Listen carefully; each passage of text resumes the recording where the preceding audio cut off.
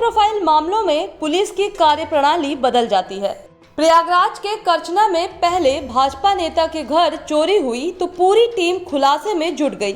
Civil lines में जज के भतीजे की सगाई में चोरी हुई तो एसएसपी जांच को पहुंच गई, लेकिन आम आदमी के घरों में हुई लाखों की चोरी की सुध लेने वाला कोई नहीं। मध्य प्रदेश के रामगढ़ के कड़िया गांव के ज्यादातर लोग चोरी और टप्पेबाजी करते हैं, देश में घूम घूम कर अपराध करते हैं। इसी गांव का 25 साल का जैकी गैंग बनाकर अपराध करता है। उसके साथ चोरी करने में उस्ताद कुणाल और संतोष जून 2021 में प्रयागराज आए।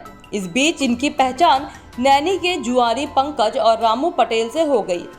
पंकज ने 5,000 रुपए के किराए पर अपना कमरा दे दिया। चोरी का 20% पंकज को और 10% रामू लेता था। जैकी ने अपनी नानी बीना के कहने पर गांव के राजेंद्र और संगीता को भी शामिल कर लिया। संगीता के पास कार थी। वर्तमान में इस गैंग में 9 लोग शामिल हो गए। गैंग के सदस्य शादी समारोह में शामिल होकर चोरी करते हैं। बीती रात 12 मई को संतोष, कोहिनूर, जैकी और कुणाल ऑल्टो कार से सिविल लाइंस पहुंचे। कानाश्याम से 2 किलोमीटर दूर डॉटपुल के पास कार खड़ी कर दिए। संतोष और कोहिनूर वहीं रुक गए। कुणाल ने कोट पहना था, वहीं जैकी के साथ कानाश्याम होटल पहुंच गया। दोनों समारोह में शामिल हो गए। निगरानी करते रहे कि गहने और रुपयों का बैग कहाँ है। मौका मिलते ही कुणाल ने रात को 8:45 बजे गहनों से भरे बैग पर कोट रख कर चोरी कर ली। इसके बाद कुणाल और जैकी होटल से बाहर निकल गए। रास्ते में चोरों ने अंडा करी खाई और रात में ही फरार हो गए। रात में माल आपस में बांट लिया।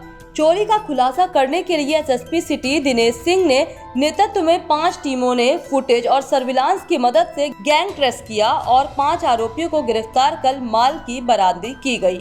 एसएसपी ने बताया कि जैकी अनपढ़ है। उसकी नानी बीना ने उसे शातिर अपराधी बनाया है। पुलिस की माने तो बीना ने नाती जैकी को 14 साल की उम्र से अपने पास रखा था। उसी समय से उसे चोरी करना सिखाया।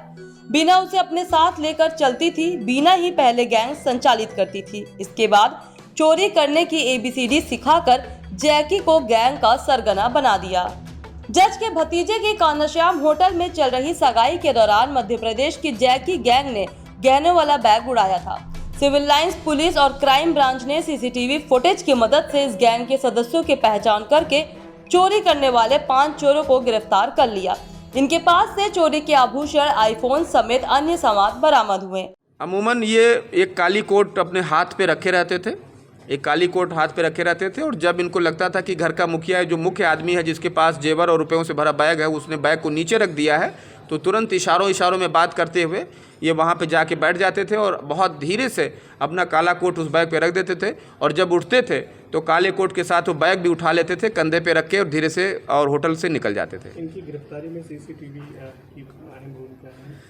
इसमें हमने कान्हाश्याम होटल से लेके बहुत दूर तक कई किलोमीटर में हमने CCTV फुटेज खंगाले। हमारी टीमें बहुत तेज़ी से काम कर रही थी। SP सिटी और साथ से साथ हमारे जो RI रेडियो हो रामपूजन पांडे, इनके नेतृत्व में, साथ ही साथ SOG प्रभारी और सर्विलांस की भी टीमें लगी हुई थी। CCTV के द्वारा एक कार नज़र आई थी जिसपे जो नंबर प्लेट था वो घिसा हुआ था, धुंधला था।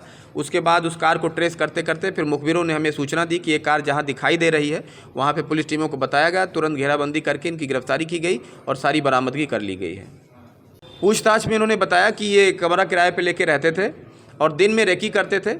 जहाँ भी मैरिज हॉल है, होटल में गेट की सजावट हो रही होती थी, वहाँ वो समझ जाते थे कि कोई प्रोग्राम होने वाला है। उसके तत्काल बाद ये जो भी सजावट करने वाली टीम होती थी उससे बातचीत करते थे और बातचीत में किसी न किसी बहाने से जान लेते थे कि किसका प्रोग्राम है और कितने बजे इस प्रोग्राम शुरू होगा। उसके बाद ये अपने किराए के मकान में लौट जाते थे। शाम को करीब 7-8 बजे फिर नहा धो करके अच्छा सूट बूट पहन के वहाँ पर आते थे ताकि इनको लगे कि ये बारात या वर पक्ष या कन्या पक्ष किसी के हैं।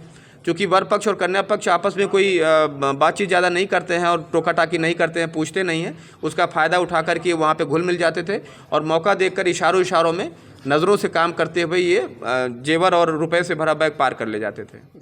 इस चैनल को देखने के लिए लाइक करें, सब्सक्राइब करें और बेल आइकन दबाना ना भूलें।